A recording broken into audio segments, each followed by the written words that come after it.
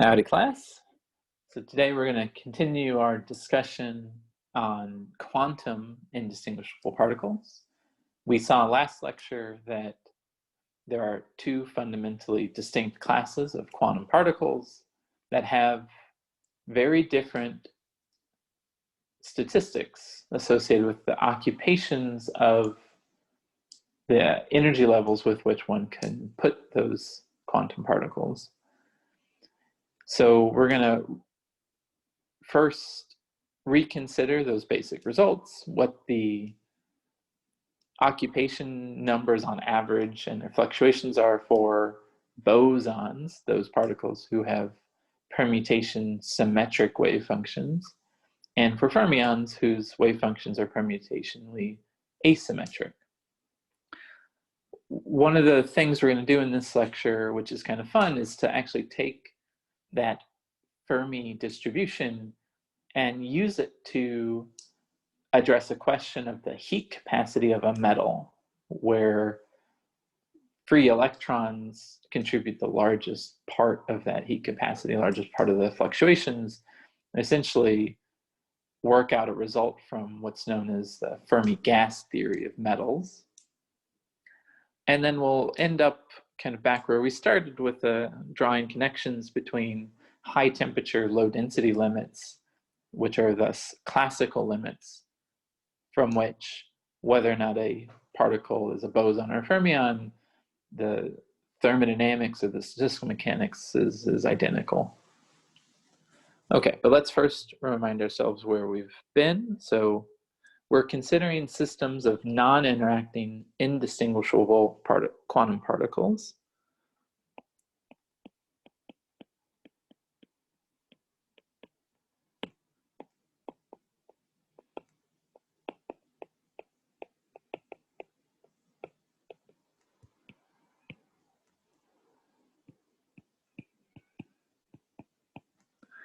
So a non-interacting quantum system has a Hamiltonian, now an operator, not just a number,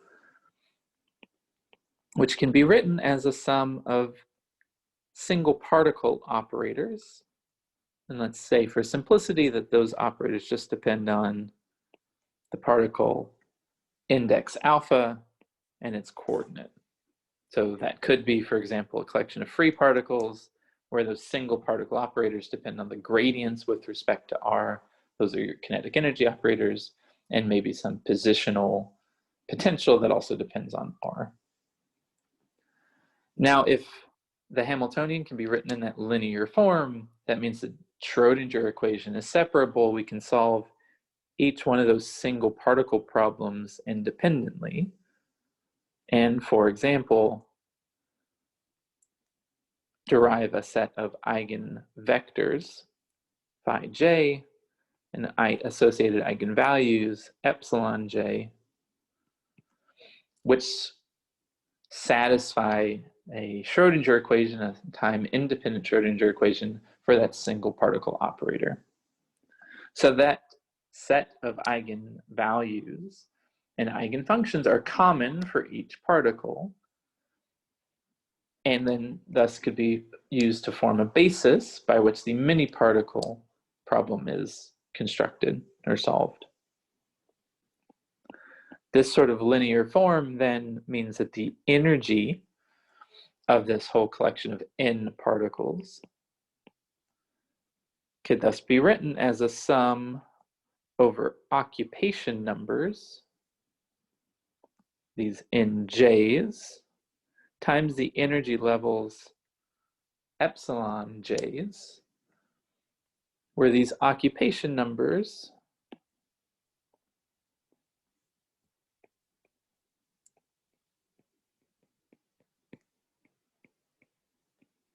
tell us how many particles are in that jth eigenstate.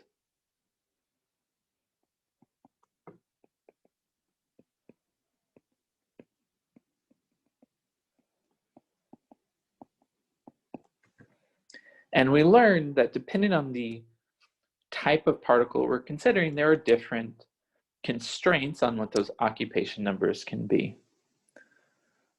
So our discussion will center on two types of particles.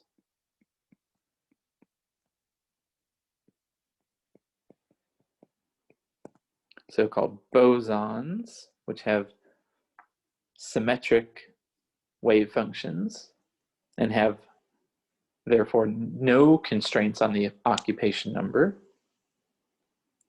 and fermions,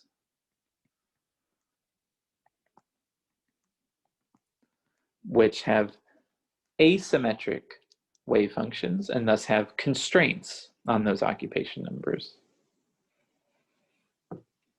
All right, so to remind ourselves what we learned last time, bosons, which are, for example, things like photons, phonons, etc. Those have no constraints on their occupation numbers. N for each level could be 0, 1, all the way up to infinity. The grand canonical partition function for a set of non-interacting bosons can thus be written as a sum of the 0th occupation number, summed from 0 to infinity, the occupation number of the first level, summed from 0 to infinity, up to however many energy levels I have, each weighted by a factor of e to the minus beta, a sum over those energy levels,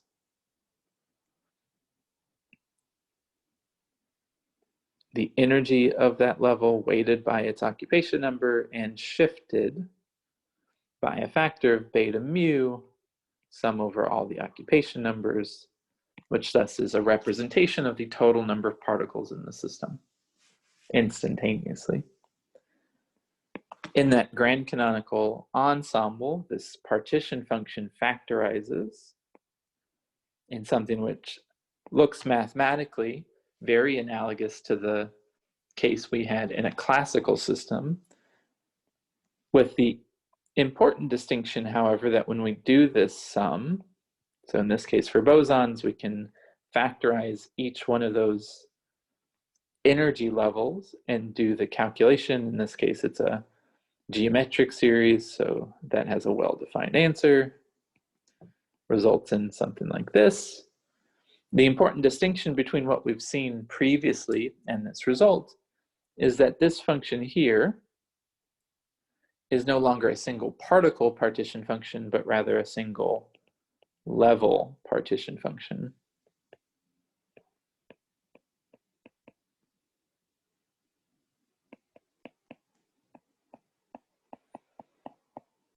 And we'll denote that Zj for the jth levels partition function.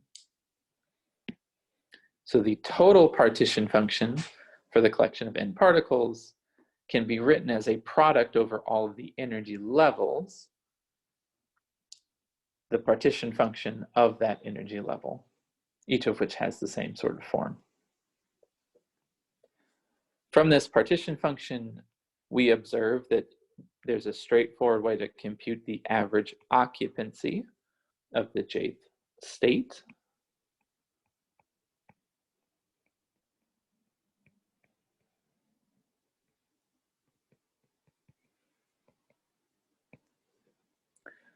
And that's, for example, accomplished by taking the derivative of log of the single level partition function with respect to beta mu.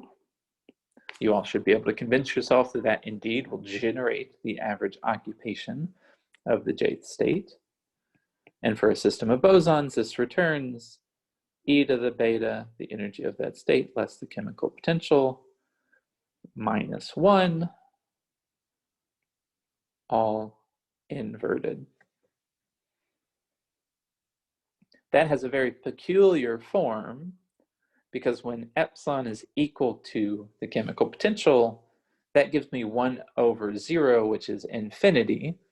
And that's a manifestation of something known as Bose-Einstein condensation, or the piling up of all the particles into one energy level.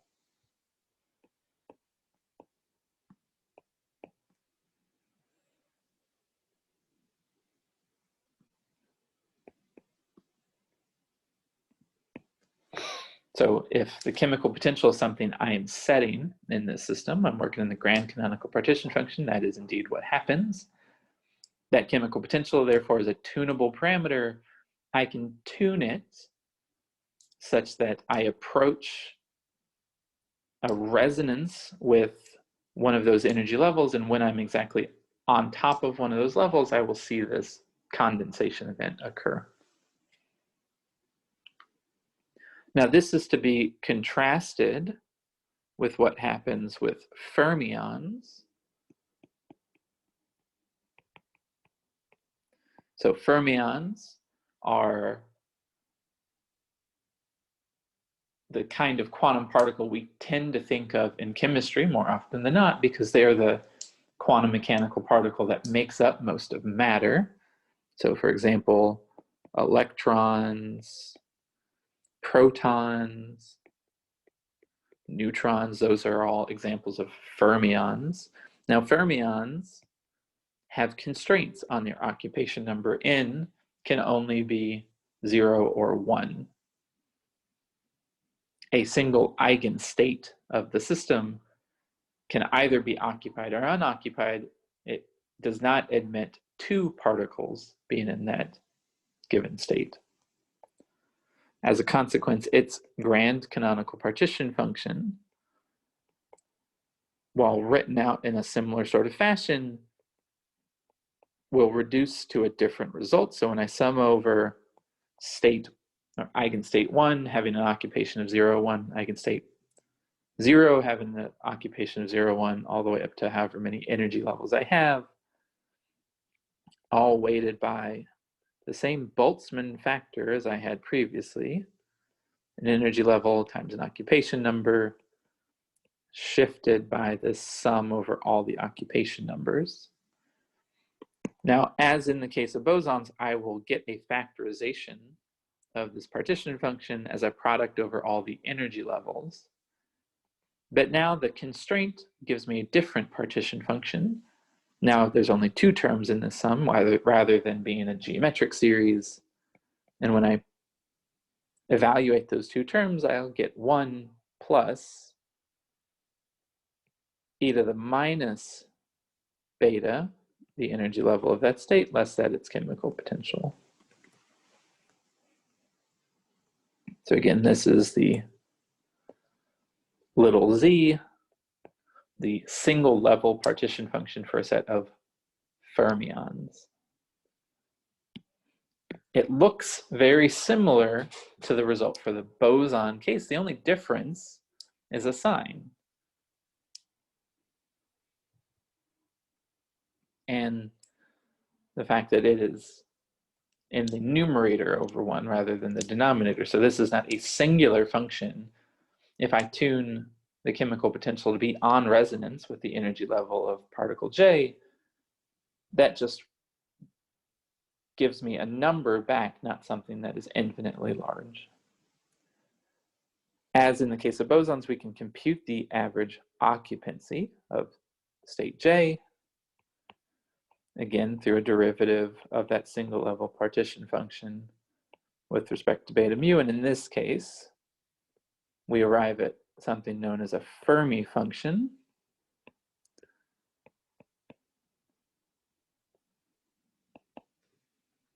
Either the beta, the energy of the state, less that its chemical potential, plus 1, all inverted.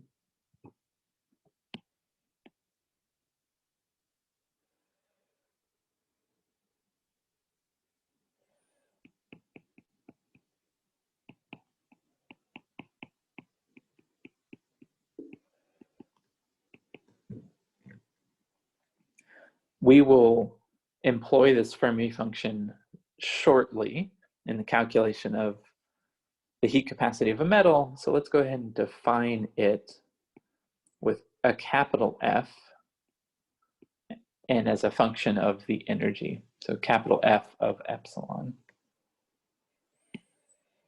Okay, so that's where we've been. We got those results last time. Now let's think a little bit more about the consequences of Fermi-Dirac statistics and this Fermi function.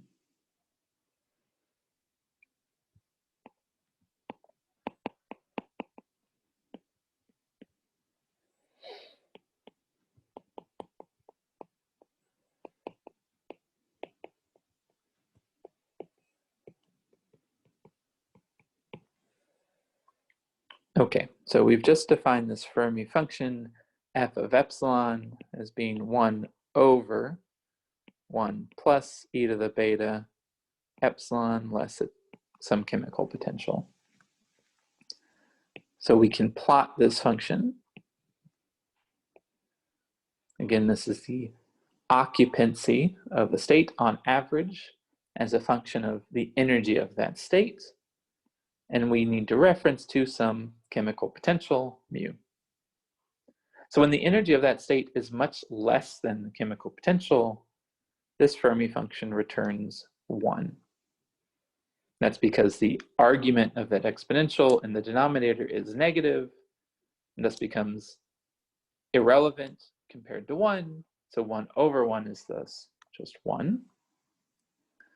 So for energy is much less than the chemical potential, the Fermi function plateaus to 1. Analogously, for energy is much greater than the chemical potential, that means the argument of that exponential is positive, and I have 1 over a big positive number, which goes to 0. When the chemical potential is exactly equal to the energy of that level, I have 1 over 1 plus 1, which is 1/2.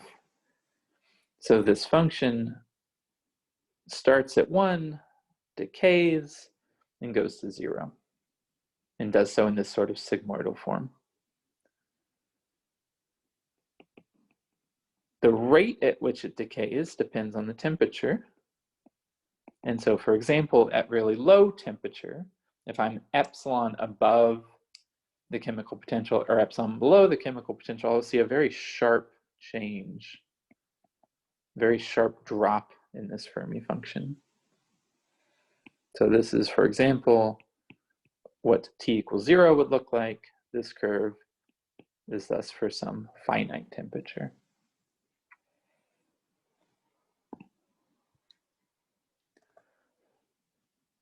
Okay, so many of you might have seen representations of this kind of put on its side. So if I think about increasing energy going up, filling some band, say, of energy, the Fermi function tells us that states out here are unfilled, states over there are filled. Ooh, that's too blunt a tool. Let's try this.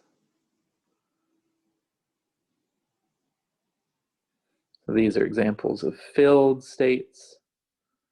Those at high energy are unfilled states.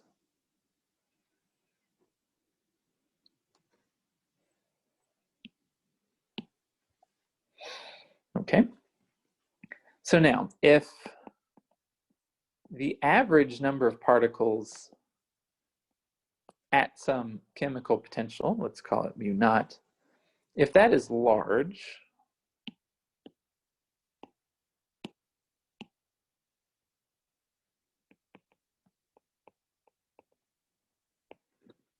that means that many states are filled.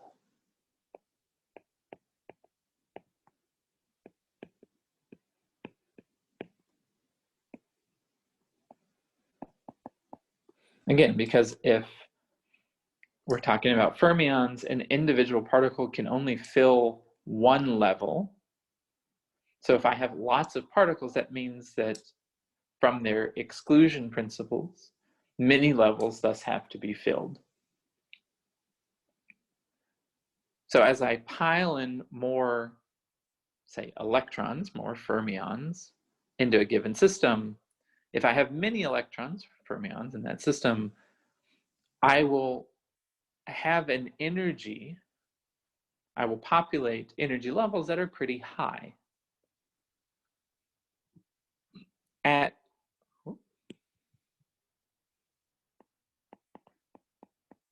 low temperature, close to 0, only those lowest N levels are filled.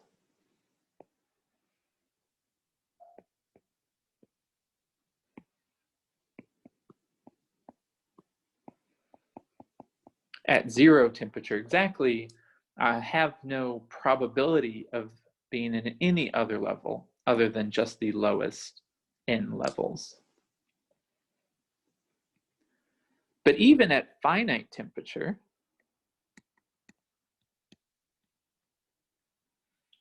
so T not so high above 0,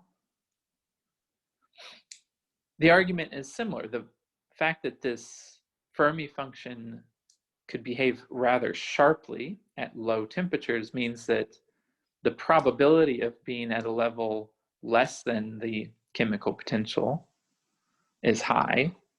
The probability of being above, having energy above the chemical potential is low. So the chemical potential sets the average total number.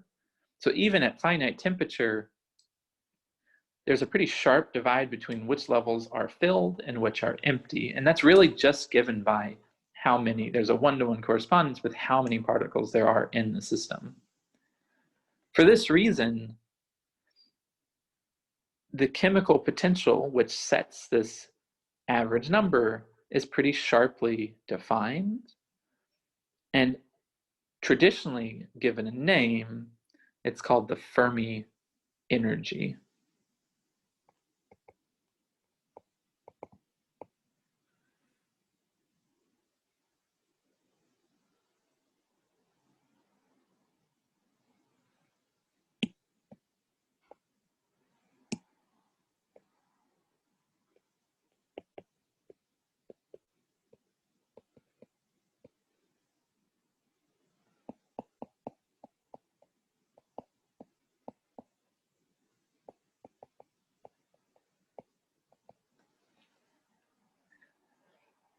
So the chemical potential, which sets the lowest n particles, where n is the average n, if those fluctuations are small, because the temperature is effectively low,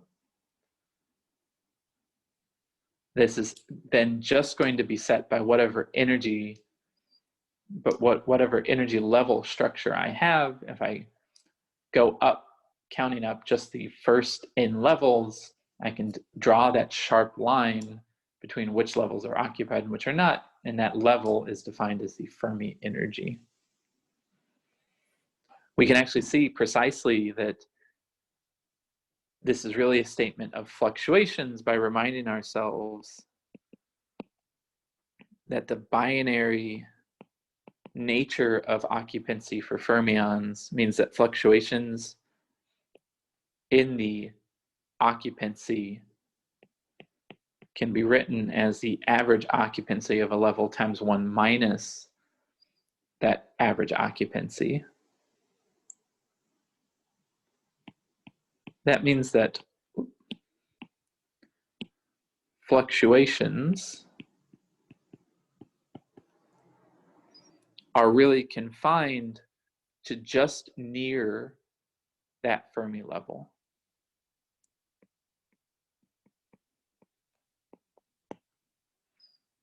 In fact, to energies that are whatever that Fermi level is, plus or minus some kBt. If I'm deep within the band where states are occupied, that means that average n is very close to 1. 1 minus 1 is 0, so the fluctuations are 0. If I'm above that Fermi level, then the average occupancy is very small, so that prefactor of average n in the fluctuations dampens out fluctuations analogously. So the exclusion provides additional structure to where fluctuations can occur energetically, and they only occur near that Fermi level.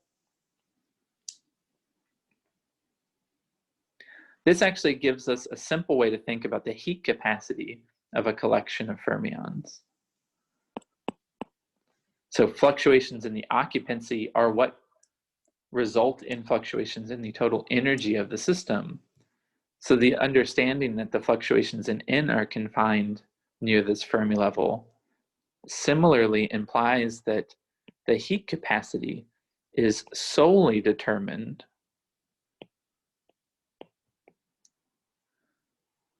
by fermions near the Fermi energy. or for example, for electrons near the Fermi energy.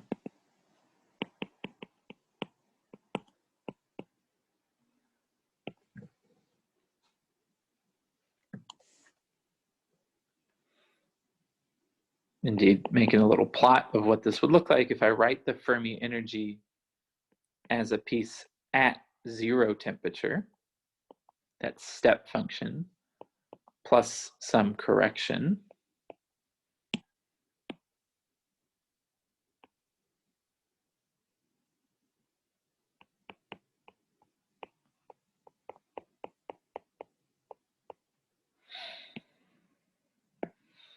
Then this correction as a function of energy, so delta F, is 0 at high energy, 0 at low energy, and only at the chemical potential contributes. Moreover, this correction, due to the step function nature by which this Fermi function goes between 1 and 0, means that this correction, the fluctuations about the chemical potential, are asymmetric about this point epsilon equals mu.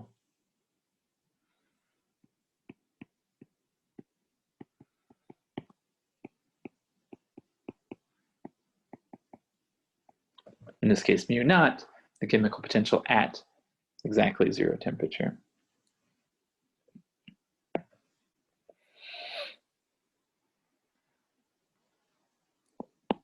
So now for electrons in metals, for example, that's a good example where we have a collection of multiple fermions.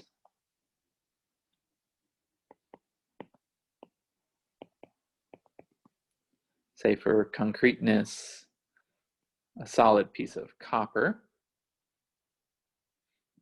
Do you happen to know what the chemical potential is? Where is the Fermi level?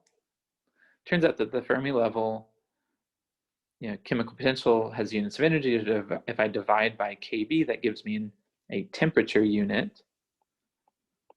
For copper, the number of electrons in a solid piece of copper implies a Fermi level at 80,000 Kelvin. That is to say that the Fermi level is about 5 to 10 electron volts in typical metals. So that's an incredibly large energy scale. So I pile up electrons in these single particle states so high, the typical number of electrons implies such a high filling of electrons, so many levels filled, that the energy density associated with that filling is on the scale of electron volts, on the scale of nearly 100,000 Kelvin. Which means that most electrons, which are at lower energy levels, have very unlikely fluctuations near, very unlikely, this is another way of emphasizing that they have very unlikely fluctuations. If I'm down deep in the band, to excite, to find a state which is unoccupied, I have to have a 5 to 10 EV excitation if I'm deep in the band. Most states are deeper in the band. In fact, only a very small number of electrons occupy states with energies above that chemical potential.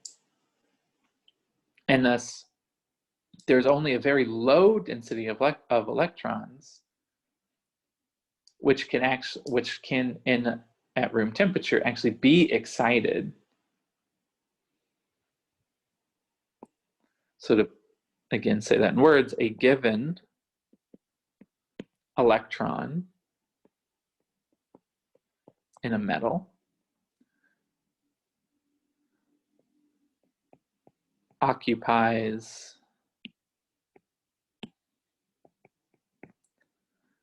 a state with energy greater than the chemical potential exceedingly rarely.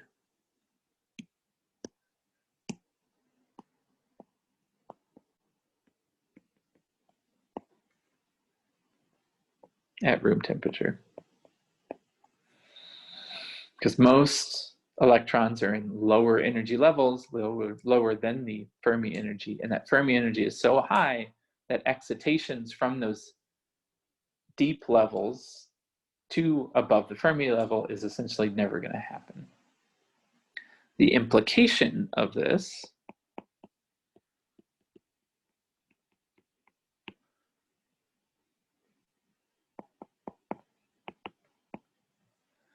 is that there is a really low density of electrons above the Fermi energy level.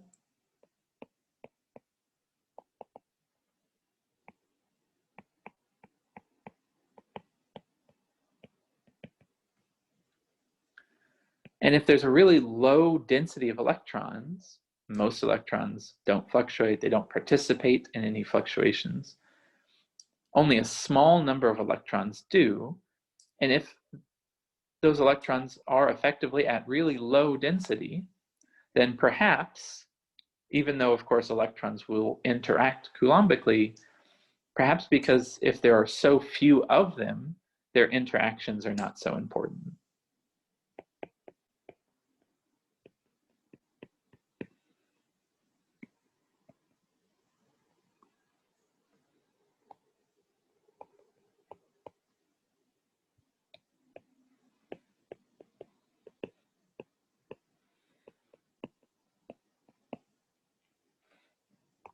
And so one can view a metal as essentially an ideal gas of fermions.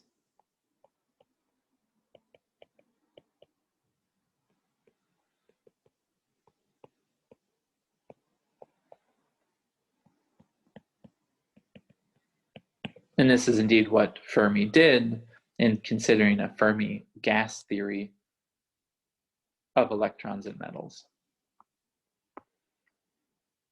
Okay, so let's make this concrete in order to, for example, explain what we might expect the heat capacity of a metal to be.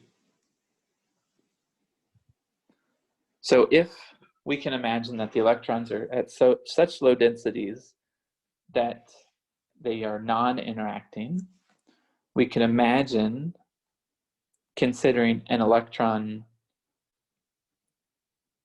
as a single particle able to move through a lattice.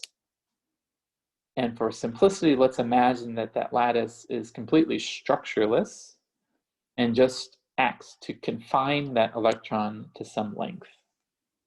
That is to say, let's consider the simplest model of electrons in a metal as a collection of single particles that are roughly equivalent to particles in a box.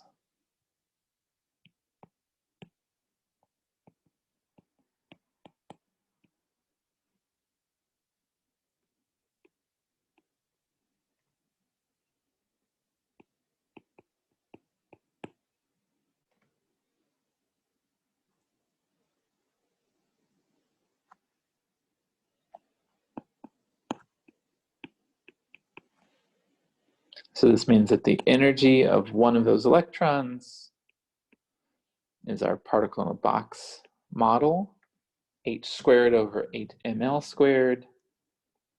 Now, this is a three-dimensional box, so I have three quantum numbers that tell me what precise energy level I'm in. Let's denote those quantum numbers mx, my, and mz.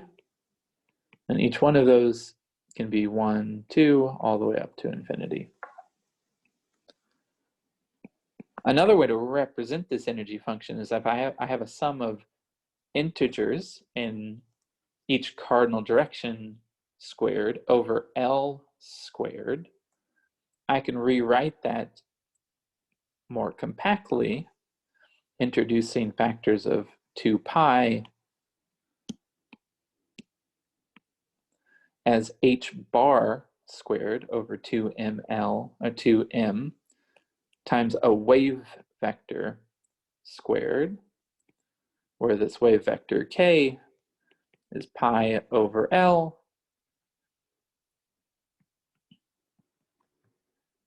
times a set of integers associated with the x, y, and z direction that that wave vector can point.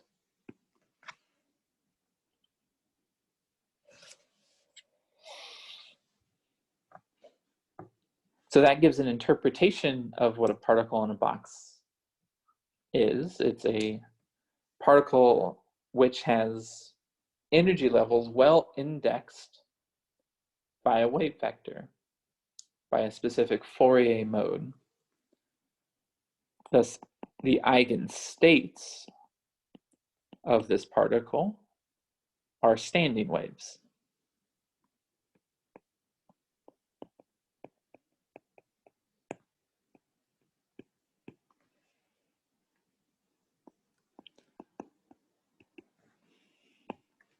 So the average energy of a particle in such a particle in a box state, or a collection of particles. Again, these are fermions, so they're going to be distributed amongst these different wave vector states. The total average energy will then depend on summing over all of the energy levels now indexed by this wave vector and the energy associated with that wave vector.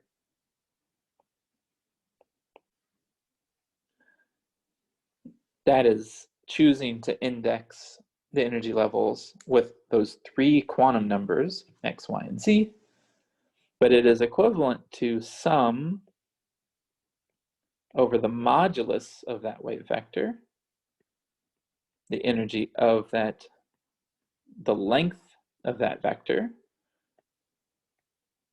now with a factor that tells me how many modes, how many distinct wave vectors have that same modulus. So this g of k denotes the number of modes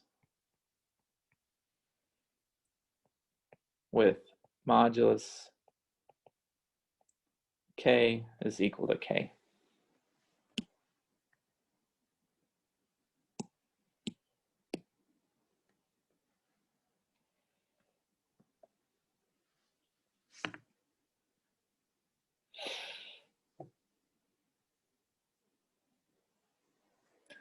So all of the k wave vectors, there's a lot of symmetry in this problem. I can point those wave vectors in any number of directions. In fact, if I have a wave vector in 3 directions, those vectors with common modulus trace out the points on a sphere. So I could represent this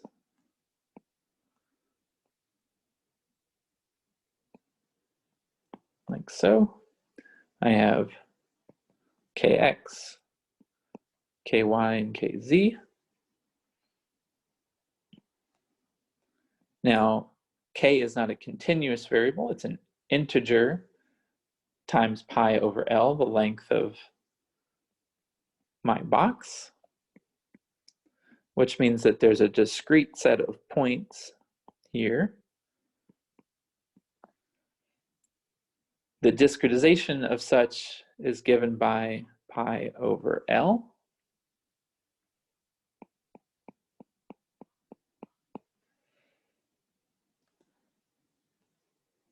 Now, if I have a modulus of length k,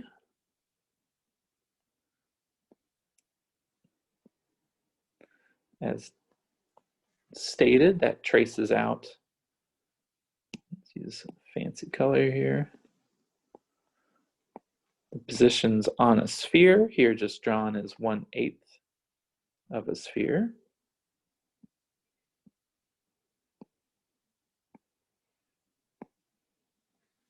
Like so.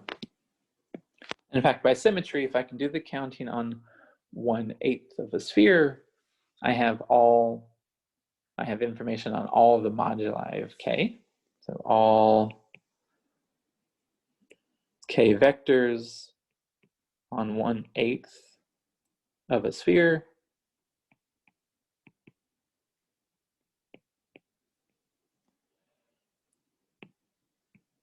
have that same modulus.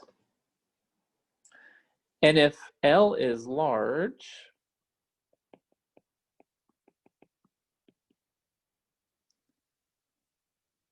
then that discretization becomes infinitesimally small. I can replace this sum over the modulus of K with an integral. And thus the average of the energy of this collection of fermions will be an integral over K.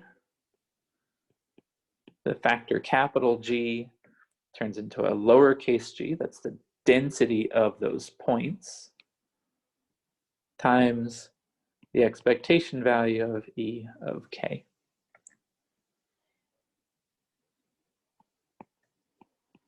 So now what is G of K dk? Well, from our little picture here, it's the density of modes times 1/8 the area of the sphere.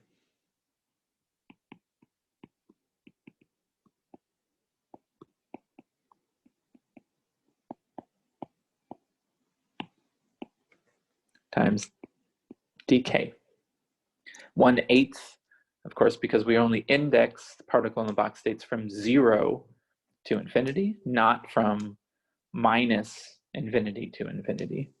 So this sphere is, for our counting, is only, we only need to consider 1/8 the area of the sphere, just that positive quadrant in the x, y, and z directions. So G of K dk, well, the density of modes, so the discretization, we said that the points are separated by factors of pi over L. So that means that the density is L over pi cubed.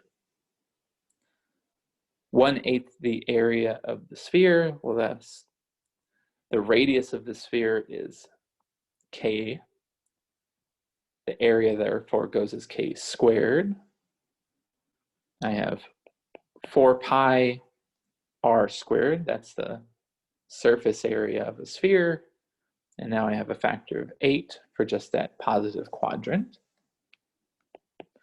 Altogether, that gives me V over 2 pi squared d, or K squared dk.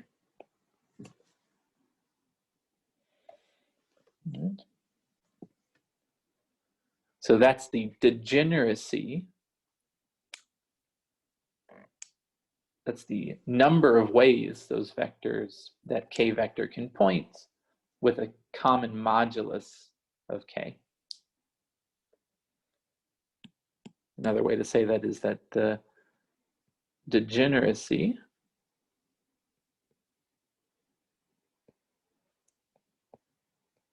of states scales like K squared.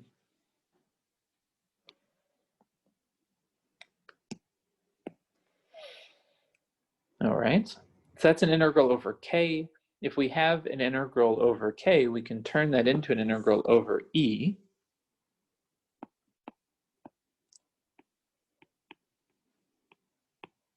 Through a change of variables.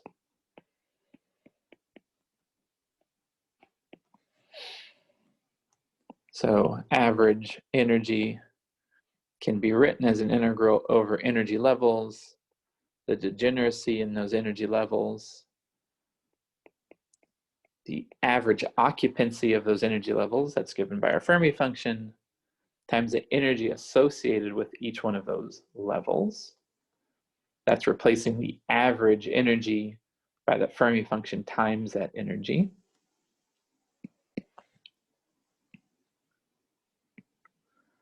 That's an integral over the energy levels, the density of those states. And now let's divide up that Fermi function as we did before as a zero temperature piece, F naught, plus that correction.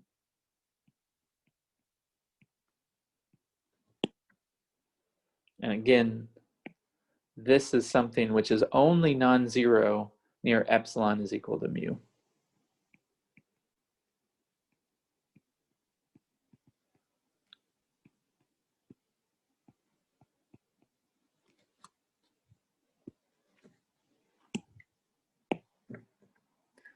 So this whole thing is thus approximately, so we can expand this function. The capital F naught has no temperature dependence. So we can pull all of that piece together as some constant. Our goal here is to understand something about the heat capacity. So we need to know the temperature dependence of this energy. So there's going to be some constant temperature independent piece plus an integral over those energy levels, epsilon. Now, there's only support under that delta F in the vicinity of epsilon is near mu naught, which means that as that multiplies g of epsilon, the only place that that integral will have support is where g of epsilon is close to mu also. So this term times this term acts as a filter in epsilon, such that I only need to consider the domain of that function g in the vicinity of mu naught. So that means that what I should do is I should expand g naught around mu naught. I should expand g around mu naught. That first order term will be g just evaluated at mu naught. The second order term will be how g changes with epsilon evaluated at mu naught times e minus mu naught plus higher order terms times delta F of epsilon. If we let x be beta epsilon minus mu naught, or epsilon is equal to mu naught plus kBT x, then this whole average energy is equal to a constant temperature independent piece plus kBT, an integral over x,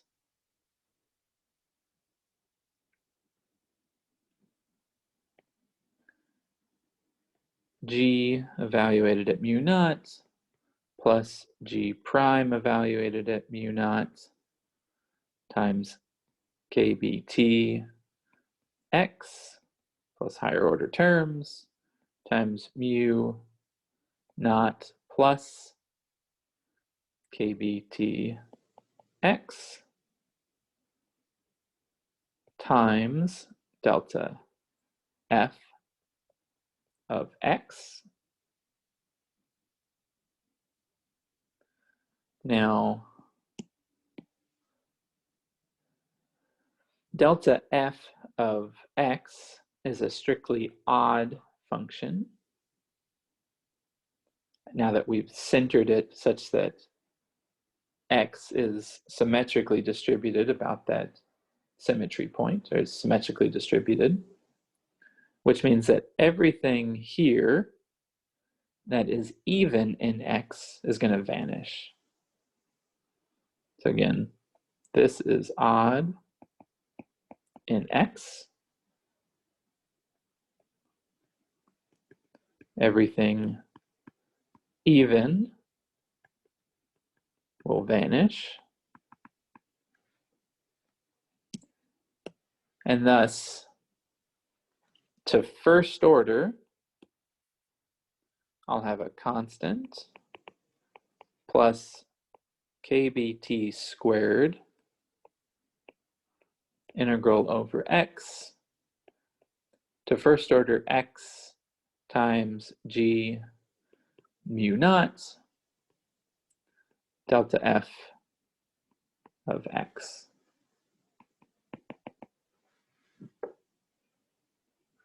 So that's the first non-vanishing contribution.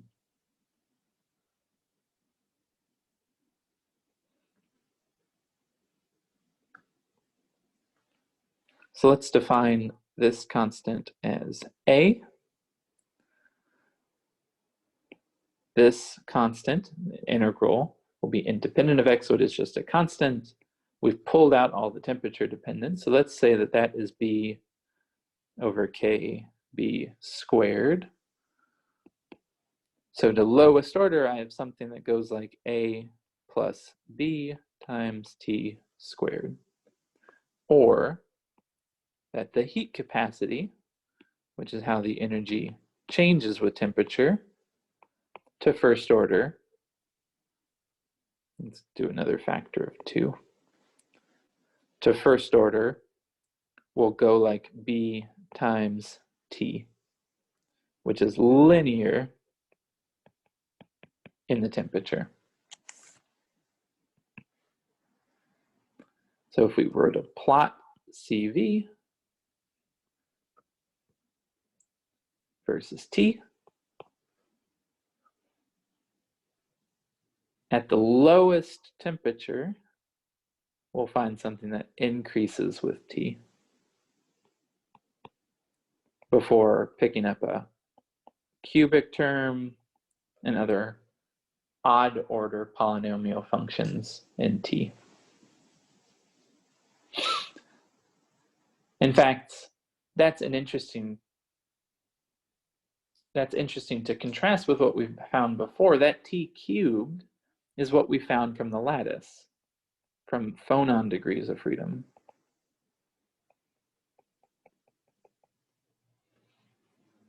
So while semiconductors, their heat capacities are dominated by lattice degrees of freedom, essentially because electronic excitations have to span the semiconducting gap, and thus are very unlikely to happen at low temperature.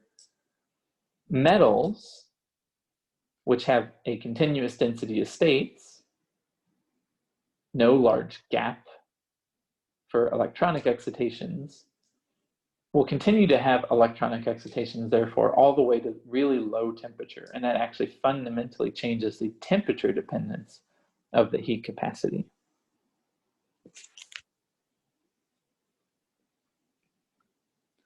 In fact, this is such a robust result, works so well, that deviations from this linear behavior really are an experimental signature of deviations of this ideal gas behavior, ideal gas model that we've worked out.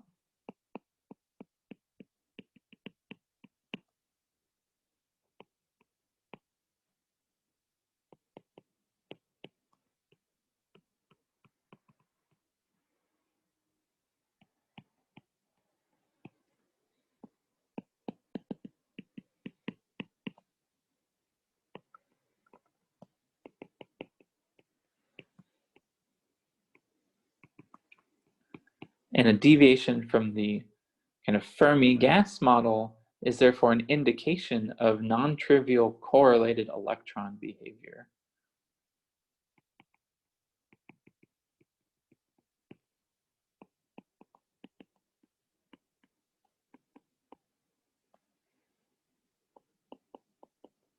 So electrons whose interactions are so strong, even at low density, they can't be neglected. The sorts of phenomenology that correlated electron behavior results in are things like superconductivity,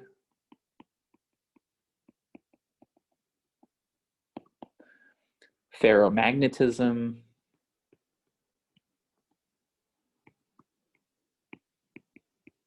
ferroelectric behavior, or so-called bad metals, a whole host of exotic behaviors. Indeed, this is one of the surest, simplest signatures. So our colleagues over in the physics department or in various labs here in our physical chemistry program, a simple way to test whether or not electronic correlations, interactions amongst electrons and metals is important is just to measure their low temperature heat capacity. Deviations from this canonical linear temperature dependence, therefore, are a really unique signature of such behaviors.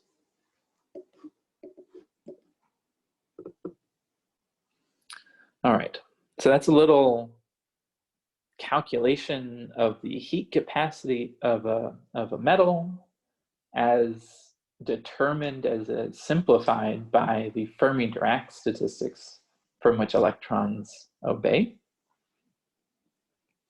Now let's go back and consider again classical mechanics and how this distinction between fermions and bosons plays out and becomes unimportant.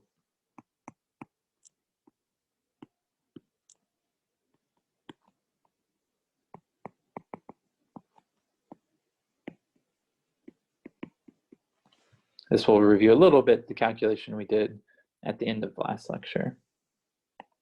So for bosons, we have the Bose distribution for the average occupancy of the ith level as being 1 over e to the beta, the energy of that level less its chemical potential, minus 1.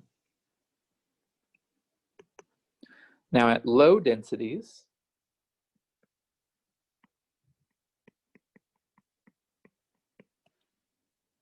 so that average occupancy is much, much less than 1.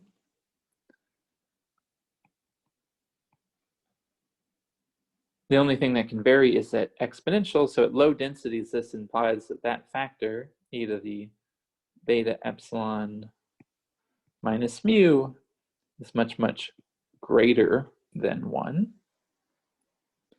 When that factor is much, much greater than 1,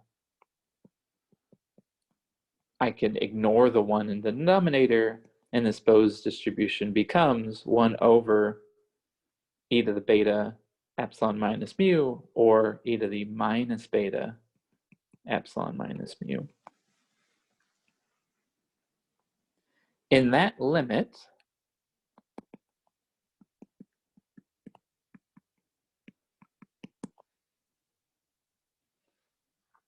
if I wrote out the partition function, grand canonical for bosons, as a product over the jth levels, 1 minus e to the minus beta epsilon minus mu, all inverted. Again, if that exponential factor with a positive sign in its argument is very large, that means that when that has a negative argument in its exponential, that means that's very small. So in that limit, 1 over 1 minus a really small number is equal to 1 plus that small number. So in this low density limit, that partition function is approximately equal to 1 plus e to the minus beta epsilon minus mu. Now that is the exact same form of the partition function for a collection of fermions. And this should make perfect sense. When an individual level has a very low likelihood of being occupied, the constraint that distinguishes bosons from fermions becomes unimportant. If it's very unlikely to have a given energy level filled, whether or not I can only fill it with 1 or 0, or I can fill it with any number of particles, doesn't matter.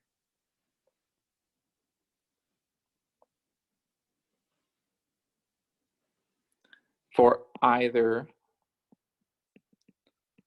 bosons or fermions in this limit, that average occupancy will be just this exponential factor.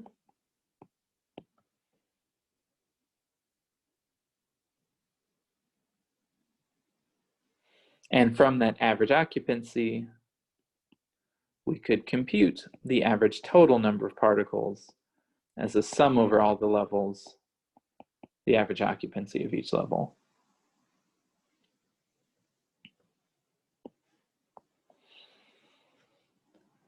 So let's think about this now from a perspective of a gas.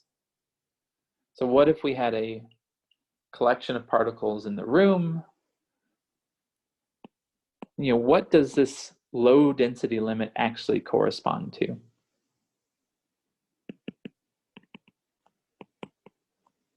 How low is low?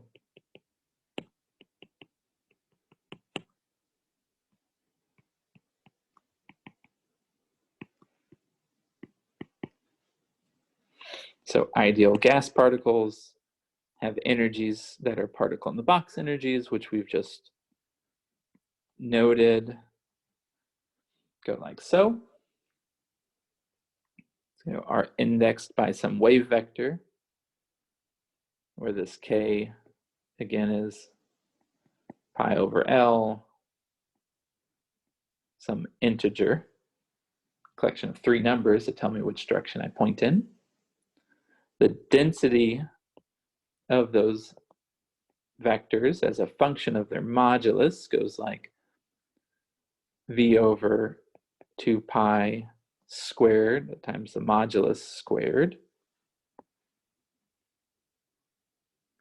So for example, if I wanted to compute the average number of particles for this ideal gas, one way I could do it is to integrate over the modulus of the wave vector from 0 to infinity. Those are different values you could take. The density of levels, and weighted then by the energy of that level, which is, in this case, e to the beta epsilon, which depends on k, less its chemical potential.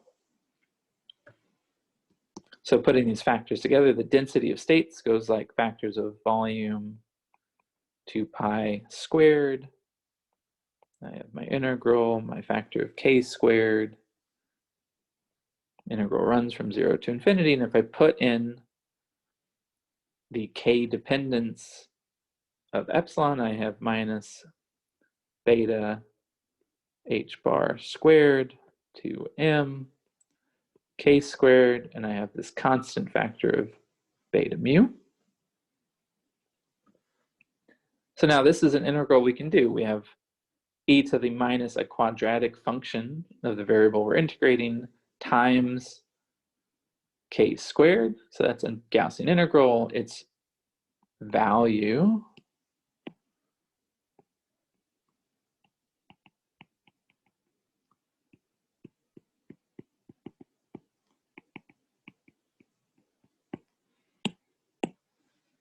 yields v over 2 pi squared times 2 pi m over beta h bar squared, square root of a factor of m over beta h bar squared, and this constant e to the beta mu.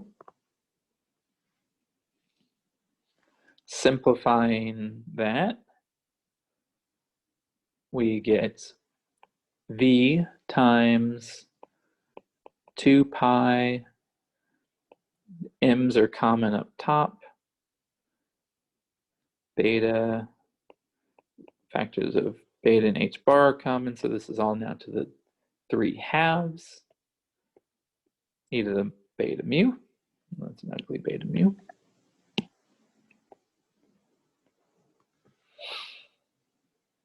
So if the density is the average number of particles divided by volume, we've just found that if we move the volume over the other side, we get the density. So we just found that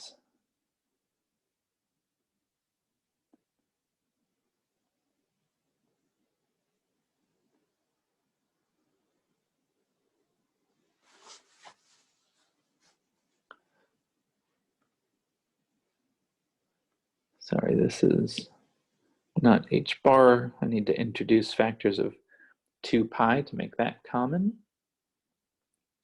Now what is this? Beta h squared over 2 pi m. That is in fact our thermal wavelength.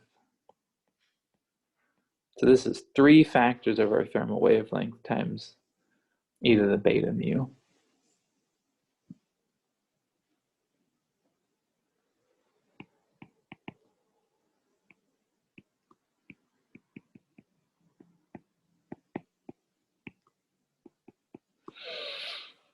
So in fact, again, what we found popping out from a quantum mechanical treatment of free particles is that there's a natural length scale to count the density in this thermal wavelength. Now for the ideal gas to approach a classical limit, we need that rho times this wavelength,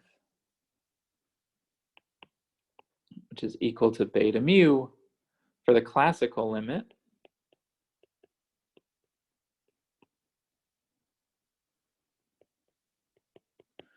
we need that e to the beta mu is much, much less than 1, which implies that rho lambda cubed is much, much less than 1.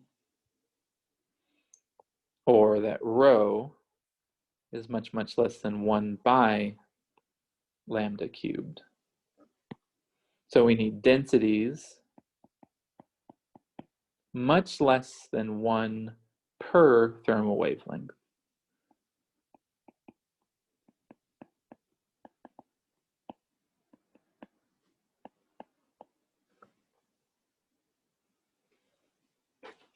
So I think that is all intuitive. For the classical limit to hold, we need that the average occupancy of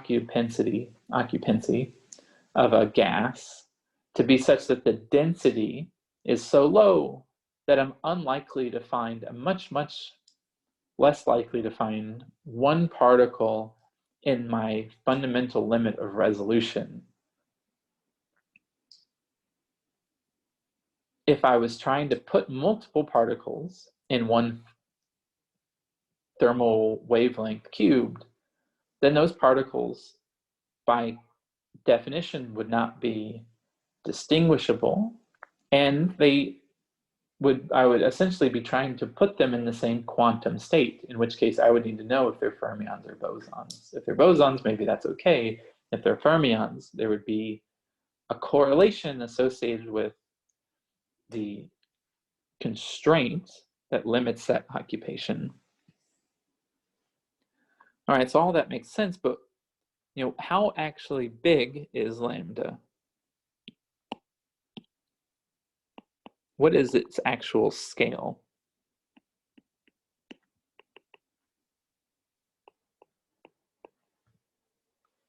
So it depends on the temperature, so we should be precise at 300 K, say.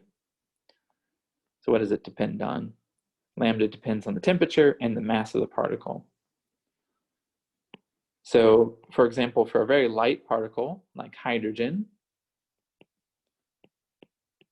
lambda turns out to be a few tenths of an angstrom.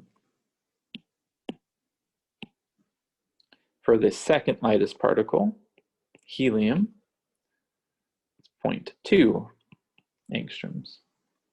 For something like nitrogen,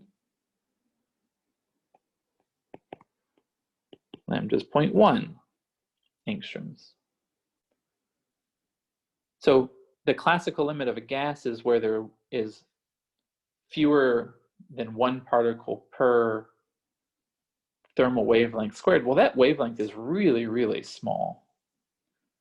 For any heavy atom, for any nuclei, even the lightest nuclei, so something like hydrogen, that wavelength is smaller than the typical size of a particle.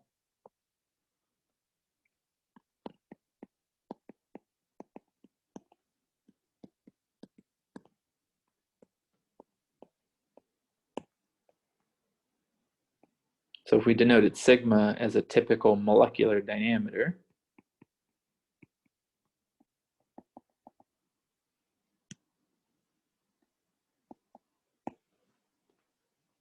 for something like hydrogen, that diameter is something like an angstrom. So we have to be at very high densities for these quantum statistics to matter.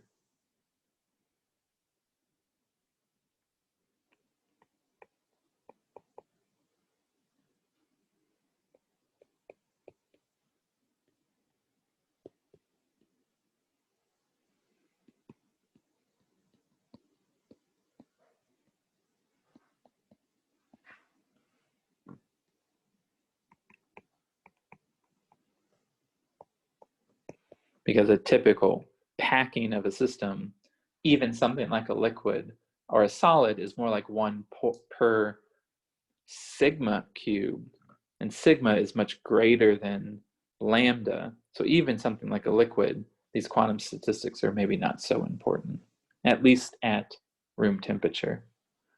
At low temperature, however, lambda increases.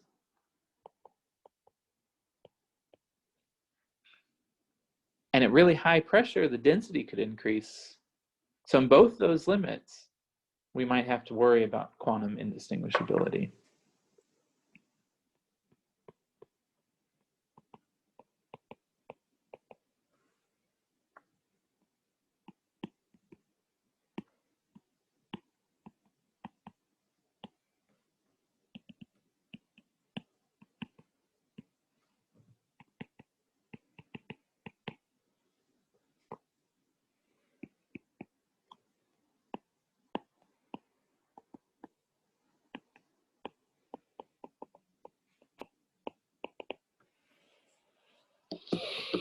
Okay, so again, at high pressure or high or very low temperature, where those particles are likely to occupy states with high probability on the order of 1 per thermal wavelength, the indistinguishability of quantum mechanics, the fundamental asymmetry of the wave function, could re-emerge as an important factor in counting states. However, at ambient conditions, ambient temperatures and pressures, for typical atoms, this is really not a problem. And we could really proceed classically. Now, if the mass is really small, that's another way to make that thermal wavelength large. So for something like an electron, there's really no getting around Fermi exclusion, or this need of counting states more subtly. For something like a photon, which has nearly zero mass, photon is fundamentally quantum mechanical. But for something like water, I put 3 atoms together, that is heavy enough that it is fairly well localized. Its quantum uncertainty, the permutation symmetry of its nuclei, or asymmetry of its hydrogen atoms, for example, are pretty small. That's not to say that these effects can't be perturbative. It can change quantitative numbers. Indeed, you know, for example, that D2O melts at a different temperature than H2O. That necessarily, therefore, has to be a quantum mechanical effect due to the separation between all the factors that have to do with mass and the kinetic energy in our classical description, and those that have to do with the potential, which are independent of mass.